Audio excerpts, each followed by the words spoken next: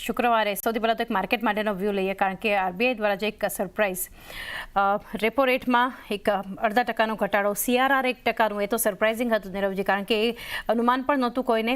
એટલે ઓવરઓલ એક ખાસી પોઝિટિવિટી આપણને માર્કેટમાં જોવા મળી હતી. નિફ્ટી બેંક એક નવા રેકોર્ડ પર પહોંચ્યું. બેંક, NBFCsમાં જે એક પોઝિટિવિટી આપણને, રિયલ એસ્ટેટ, ઓટો, આ બધામાં આપણને જોવા મળ્યું. એની સાથે સાથે ગ્લોબલ સેટઅપ જોઈએ તો આજ માટે તો એક પોઝિટિવ હેન્ડઓવર છે, પરંતુ એ જે ટ્રમ્પ, એલન મસ્ક, ફરી એ વિવાદ આવી રહ્યો છે. એટલે જે રીતે એક પોલિસી આપણે નીરવજી જોઈ તો આરબીઆઈ અને સરકાર વચ્ચેનો જે તાળમેળ છે એ એક સાબિત થયો. એની સામે અગર ગ્લોબલ ફ્રન્ટ પર જુઓ તો જે રીતે રાષ્ટ્રપતિ અને US ફેડમાં એક મતમાં ભેદ ચાલી રહ્યો છે, આ બધા વચ્ચે કઈ રીતે તમે જોઈ રહ્યા છો હવે ભારતીય બજારને આગળ, અને આ પોલિસી કઈ રીતે તમે જોઈ એ પણ જાણીએ. Morning and thank you for the invite. આપણે અગર જોઈએ તો આઈ થિંક ગવર્મેન્ટે આપણે ડોમેસ્ટિક ફ્રન્ટ પર આપણી ગવર્મેન્ટે બધા સ્ટેપ્સ લીધા છે, બધા જ પ્રોએક્ટિવ સ્ટેપ્સ આપણે કહીએ છીએ લીધા છે. જે બી પોલિસીમાં ગેપ્સ છે, જ્યાં બી ગેપ્સ છે ત્યાં એડ્રેસ કરવાની કોશિશ કરી છે.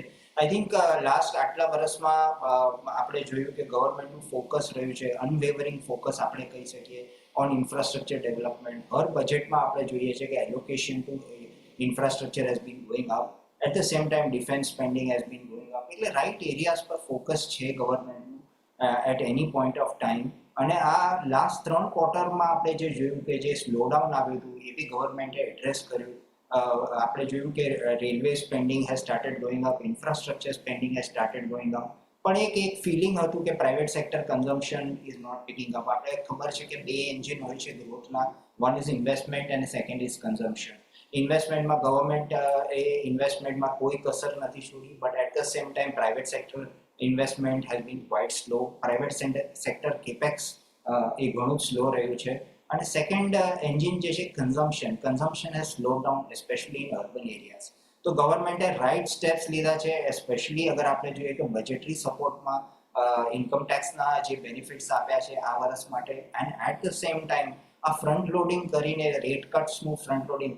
કદાચ અગર આ રેટ કટ્સ થોડા લેટ આવ્યા હોતે ઓર ફેઝ વાઇઝ આવ્યા હોતે તો આઈ થિંક એનો ઇમ્પેક્ટ ના હોતે. પણ ધીસ ટાઈમ અરાઉન્ડ આ જે સ્ટેપ્સ લીધા છે ગવર્મેન્ટને, એના કારણે એક બહુ જ ટાઈમલી ઇફેક્ટ આવી શકે છે. તમે એક વસ્તુ કરો જે તમે સ્પ્રેડ આઉટ કરો, over a period of time કરો, એક સ્લગિશ રીતે કરો, પણ એક પ્રોએક્ટિવિટી લાવીને તમે એ સ્ટેપને ફ્રન્ટ લોડ કરી નાખો, તો I think it's a very positive step as far as the economy is concerned. And of course જે લિક્વિડિટી પ્રોવાઈડ કરવી જ છે તો એક CRR કટ બી પ્રોવાઈડ કરી દીધું, તો I think icing on the cake કહી શકીએ. અને I think very very positive. On the global side અગર આપણે જોવા જઈએ તો આઈ થિંક થોડા પોઝિટિવ ડેવલપમેન્ટ્સ દેખાઈ રહ્યા છે. ટ્રેડ ટોક્સ શરૂ થવાના છે today. China US trade talks resume થશે.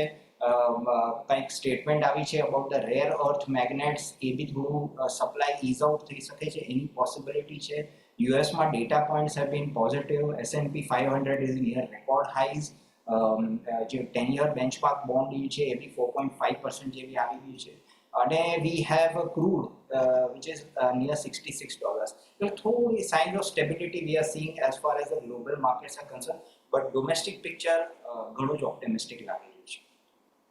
ઓવરઓલ એક સેટઅપ આપણે જોઈ રહ્યા છીએ. બજાર હાલ એક ખાસી પોઝિટિવિટી અત્યારે ડોમેસ્ટિક ફ્રન્ટ પર, ગ્લોબલ ફ્રન્ટ પર પણ આપણને બનતી જોઈ રહ્યા છે. પરંતુ એક ટેકનિકલ સેટઅપ પણ સમજી લઈએ. આપણી સાથે જોડાઈ રહ્યા છે જૈનમ બ્રોકિંગ લિમિટેડના કિરણ Jani.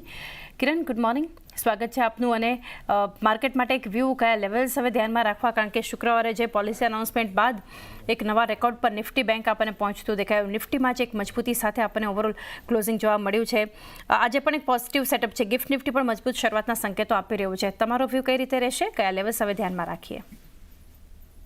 Very good morning everyone. So overall આપણે ફ્રાઈડે જે રીતના વાત કરી હતી એ જ પ્રમાણે અત્યારે ગિફ્ટ નિફ્ટી આ તો જે રીતના આપણને ઇન્ડિકેશન દેખાઈ રહ્યા છે કે ગેપ અપ ઓપનિંગ થશે.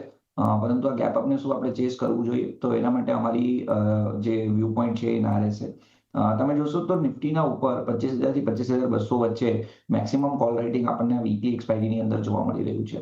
હવે જે પોઝિટિવ ન્યૂઝ આવવાની હતી આરબીઆઈની એના તરફથી આવી ગઈ છે, જે 50 બેસિસ પોઈન્ટ રેટ કટ છે, એને લઈને સેક્ટોરિયલ ચર્ન થશે.